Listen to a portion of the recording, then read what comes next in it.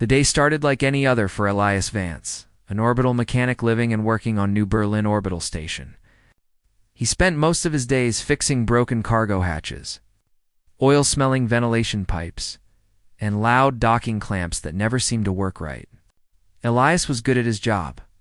He could take apart a thruster with a wrench, a screwdriver, and a little bit of bad language. He liked his routine. It was quiet, safe, predictable. But the universe does not care about routine. The station was busy that night. Cargo freighters came and went like bees around a hive. There was a big shipment of agricultural modules going out to the colonies near the outer belt, and everyone was running around trying to keep up. Elias had been on shift for 12 hours, and all he could think about was a hot cup of synthetic coffee and a long nap. Vance. One last job, his supervisor shouted through the comms. Docking Bay 9. Scanners jammed again. Elias groaned, but nodded. Yeah, I'm on it. He walked down the metal corridor, his boots making soft thuds on the floor. The air smelled like old steel and recycled oxygen. Around him, engineers, traders, and pilots moved fast, too busy to notice him. Elias liked that, being invisible. Docking Bay 9 was quiet. A single ship was parked there, tall and sleek, with a strange silver shimmer. It didn't look like any freighter he'd seen before. The hull seemed almost alive, like it was breathing. Probably some fancy new model, he thought. The scanner panel by the hatch was blinking red. Easy fix. He opened the side plate, pulled out the scanner core, and gave it a hard tap with the wrench. The blinking stopped. He smiled. Sometimes machines just needed a little respect. But then he noticed something odd. The hatch door hissed and slid open on its own. That's weird, he muttered. He stepped forward carefully. Maybe someone inside had triggered it. He leaned in, just to check, just to make sure no one had left the airlock unsafe.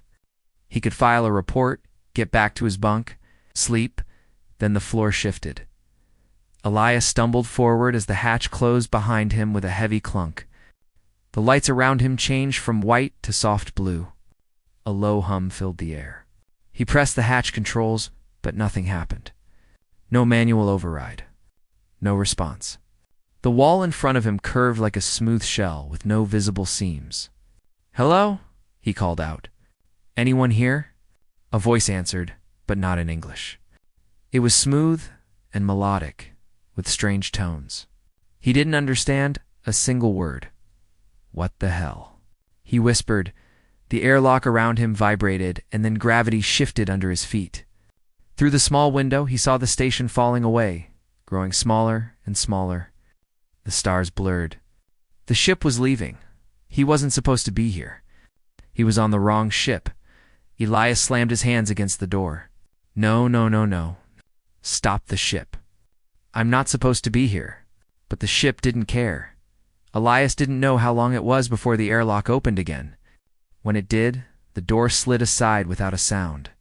He stepped out into a corridor unlike anything he had ever seen.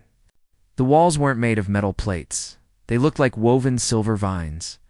The floor glowed faintly beneath his boots. The air smelled clean, like fresh water after rain, and standing in front of him were 5 figures. They were taller than him by a head or more. Their skin shimmered faintly, silver like moonlight. Their eyes were large and bright, their features elegant and sharp. Their clothes were tight-fitting, dark blue and black, with strange glowing lines running along the seams, and every single one of them was a woman. The one in front wore a different uniforma, long black coat with a silver crest on the collar. She stepped forward with calm, precise movements. Elias's heart thumped in his chest. She spoke again in that same musical language. I don't understand, Elias stammered. I'm human. This is a mistake. I need to go back to the station. The woman tilted her head. Then a soft blue light flashed at the side of the corridor. Elias flinched, but a small hovering orb floated toward him, projecting a gentle hum around his ears. Slowly, her words began to make sense. Outsider, she said, her voice cool and even. You are aboard a Varelian warship, Varelian. He repeated.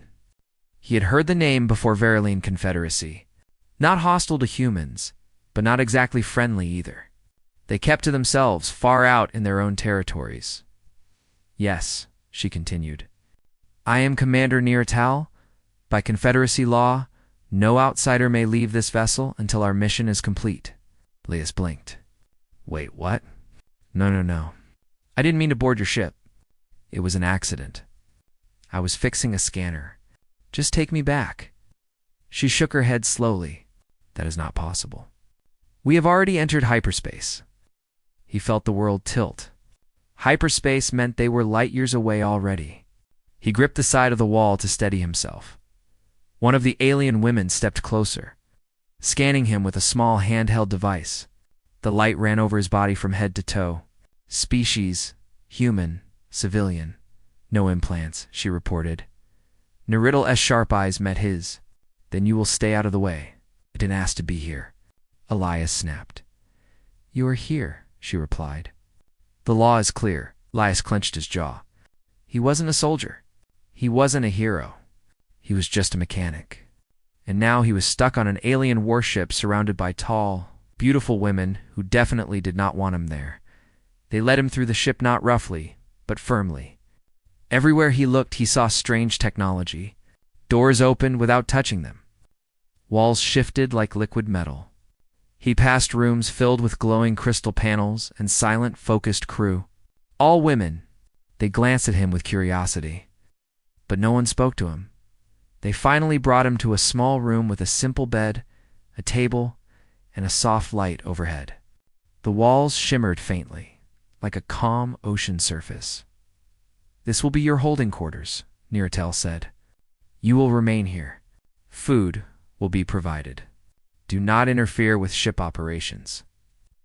Elias opened his mouth to argue, but the door closed before he could say a word. No lock, no handle. Just smooth wall. He sat on the bed and stared at the ceiling. Well, great, he muttered. Stuck on an alien ship with no way home. Fantastic. Hours passed. He didn't know how many. The light in the room didn't change. He was fed a tray of strange but edible food, some kind of soft bread, green soup, and a sweet fruit that glowed faintly in the dark. It wasn't bad, but he couldn't eat much. His mind raced. Where were they going? What kind of mission were they on? And why was he not panicking more? Maybe because panic wouldn't help. Maybe because, deep down, a small, reckless part of him was curious. This was a once-in-a-lifetime accident. He eventually fell asleep. When Elias woke up, the room was quiet. But outside the door, there was noise-sharp footsteps, raised voices. He pressed his ear against the wall. He couldn't understand the language now that the translator wasn't active. But the tone was urgent. Then, suddenly, the ship shuddered. The lights flickered red. A voice came over some kind of speaker system. He couldn't understand the words, but the alarm tone was universal. Danger. The door opened by itself.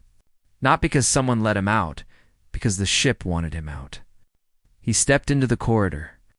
Crew members ran past him, calm but fast, their faces hard. The ship's hum changed pitch. Something was happening. Hey, what's going on? He called out. No one answered. He followed the flow of movement until he reached a large viewing deck. The sight outside froze him in place. A fleet of ships, black, jagged, ugly, was chasing them through hyperspace.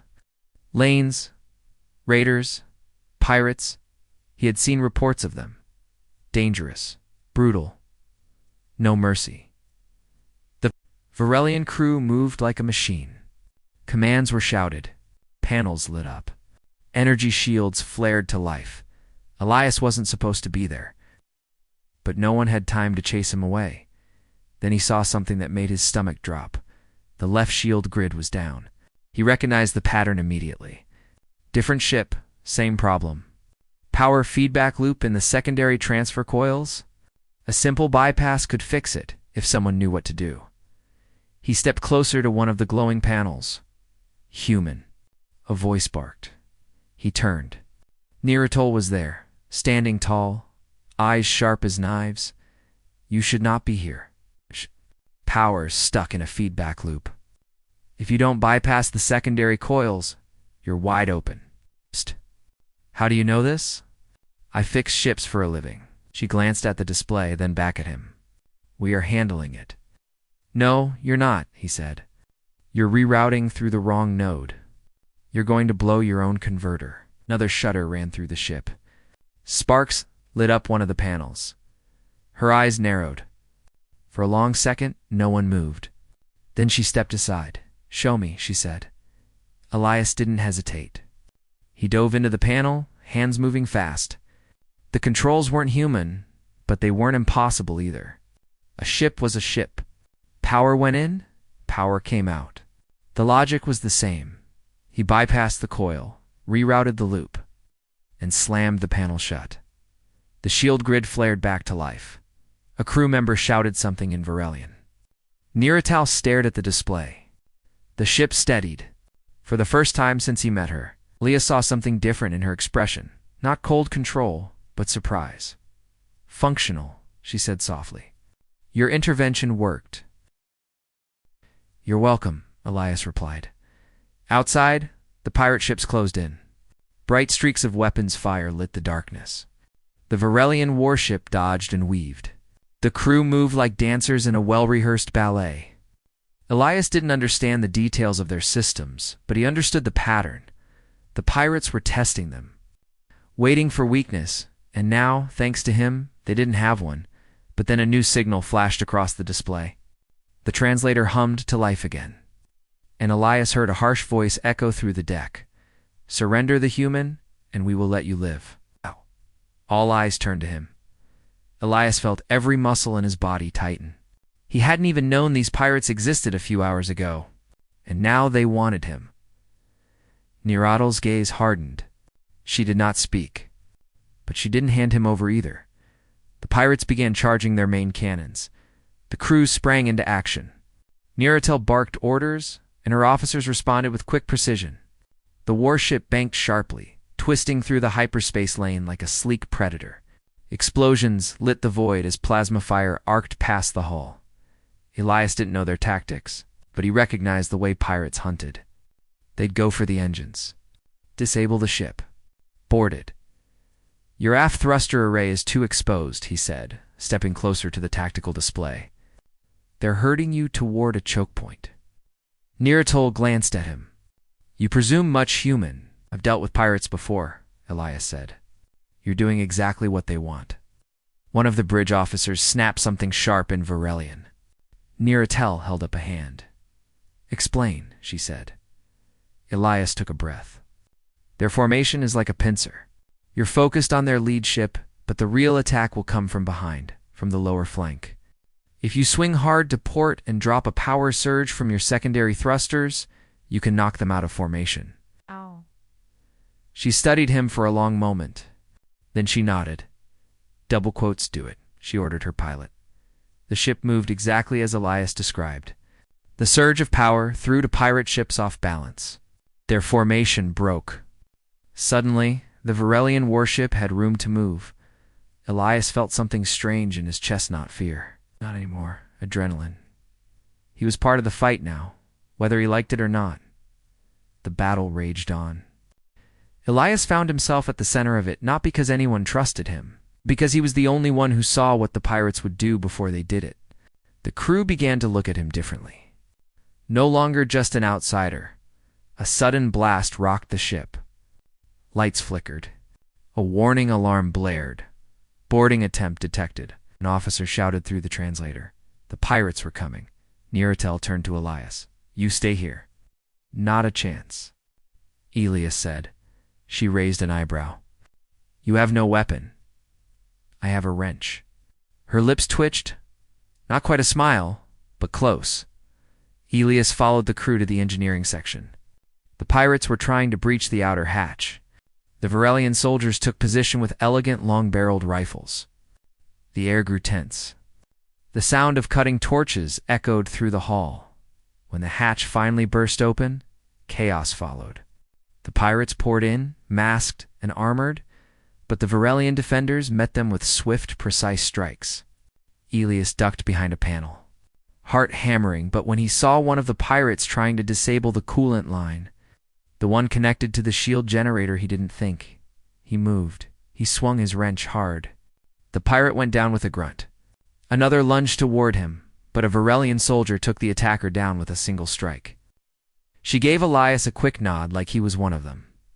He grinned, despite the danger. Not bad for a mechanic. Pirates were eventually pushed back, their boarding attempt broken. The ship roared as the engines kicked to full power, blasting away from the ambush zone. The warship jumped out of the hyperspace lane, disappearing into the dark. Silence filled the corridor. The crew stood breathing hard, but victorious. Ignis leaned against the wall, covered in sweat and someone else's engine grease. His hands shook, not from fear but from the rush of it all. Nora approached him slowly. Her sharp eyes searched his face, as if trying to understand him.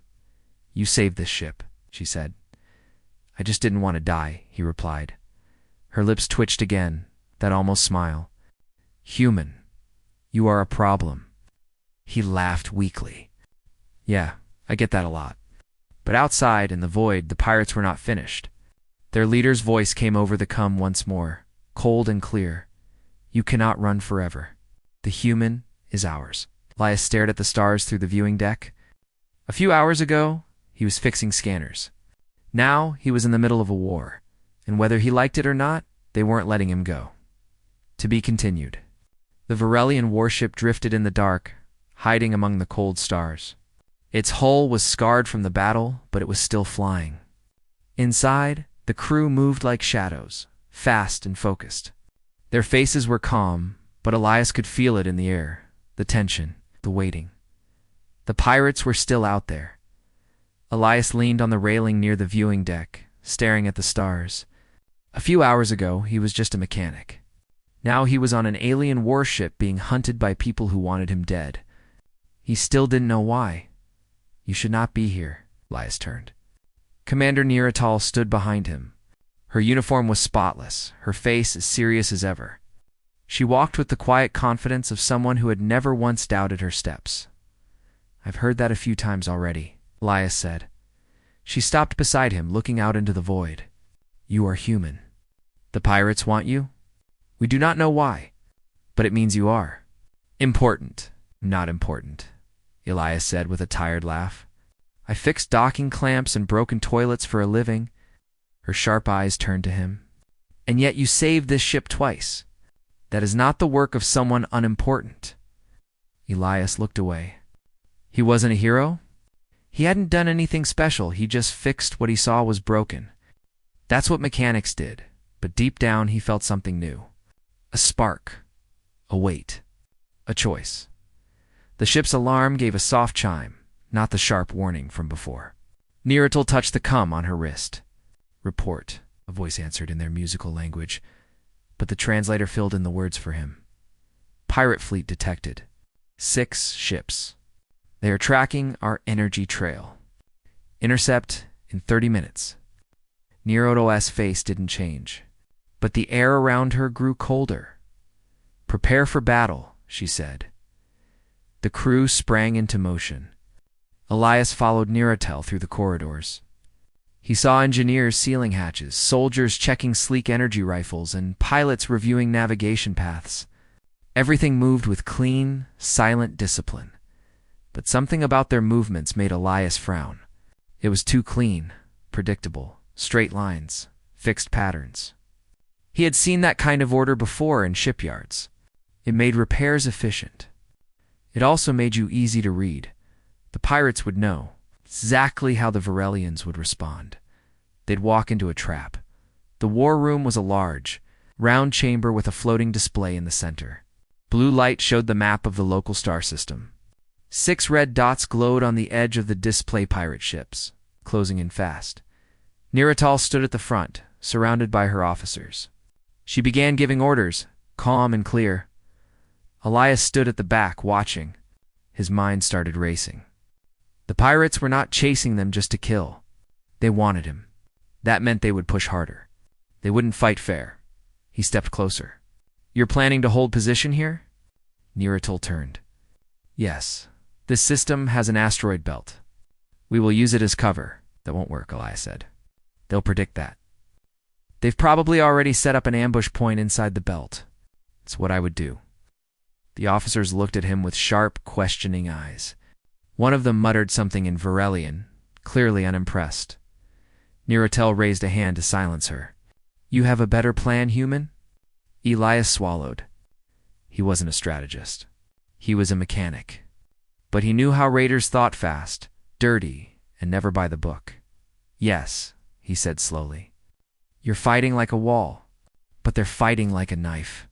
If you do what they expect, you'll lose. Neratal crossed her arms. Explain. Elise pointed at the map. They expect you to hide. So don't hide. Hit them first. Hit them where they don't think you can. Your ship is faster in short bursts, right? Correct? Then make them think you're running. Let them follow. Then double back. Hard.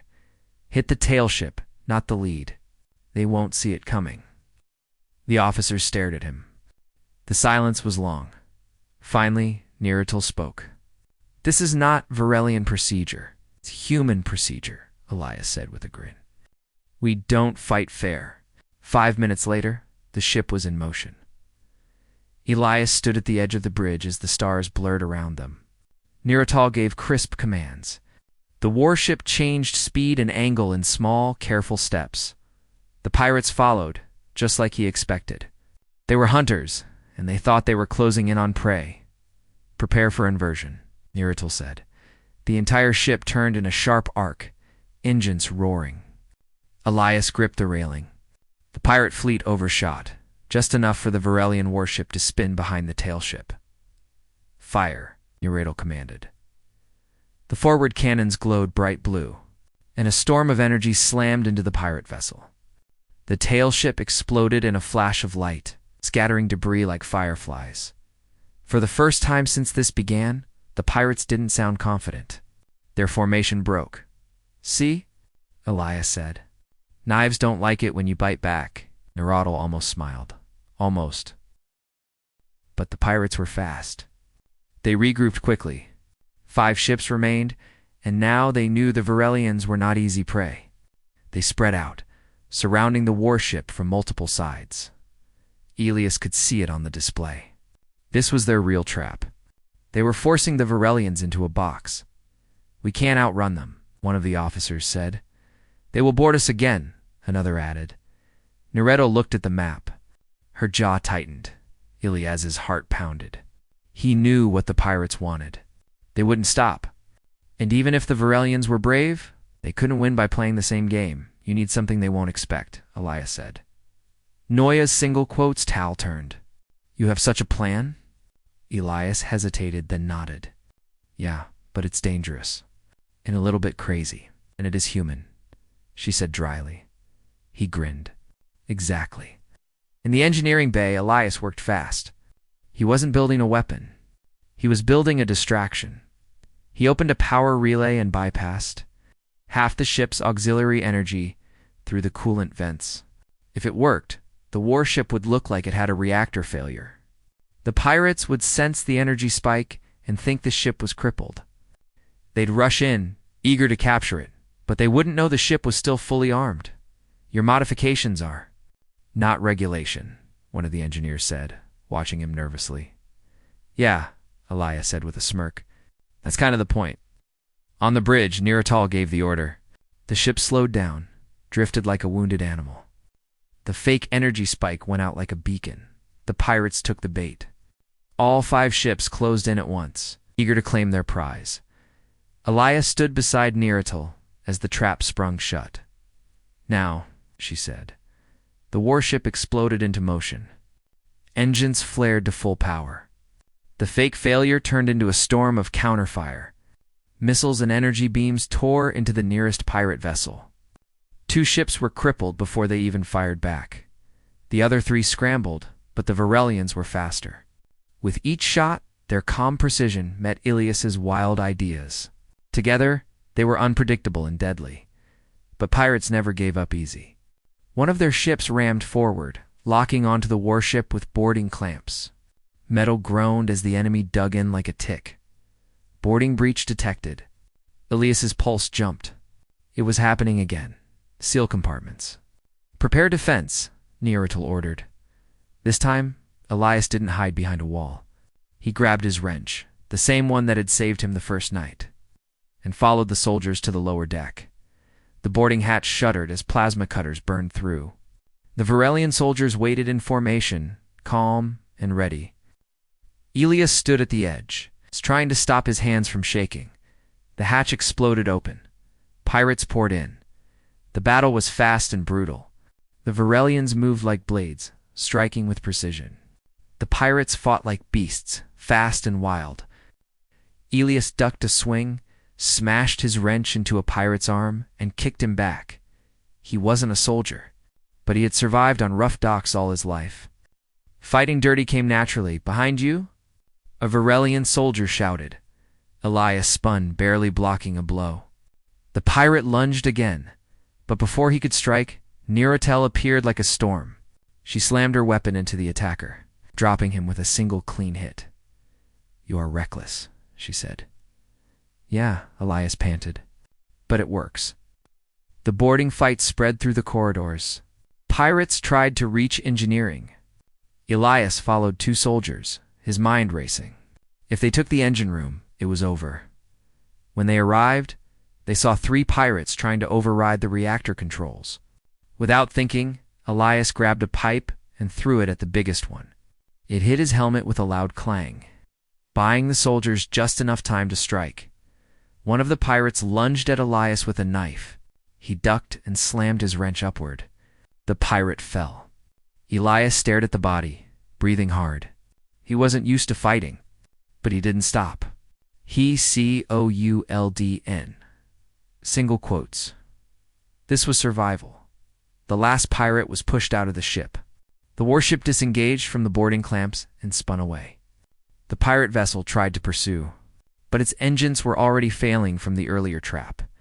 The Varelians fired one last blast. The pirate ship exploded in a silent bloom of light. The battle was over. The bridge was quiet. Smoke hung in the air. Crew members moved slowly, exhausted but alive. Elias stood near the railing, his hands still shaking. His clothes were dirty with grease and dust. He had never been in a fight like this before. NetNarrator walked toward him. Her usual cold face was softer now, her eyes sharp but thoughtful. "You fought," she said simply. "Didn't have a choice," Elias answered. "You always have a choice," she replied. "And you chose to fight for people who are not your own." Elias looked away. "Yeah, I guess I did." Later in the med bay, his small cuts were patched up with strange glowing gel. He sat on the bed, staring at his hands. They were trembling, not from fear, but from everything that had just happened. NetNarrator entered the room. She didn't wear her coat now. Without it, she looked less like a commander and more like a person. "You changed the outcome of this battle," she said. "Without your interference, we would have lost. I just did what I could," Elias said softly. She stepped closer. Varelians respect strength. Not only the strength of body, but the strength of spirit. "You have both." Elias blinked. He wasn't used to praise. On the station, people only noticed him when things broke. "Is that your way of saying thank you?" he asked. "Yes," she said. He chuckled.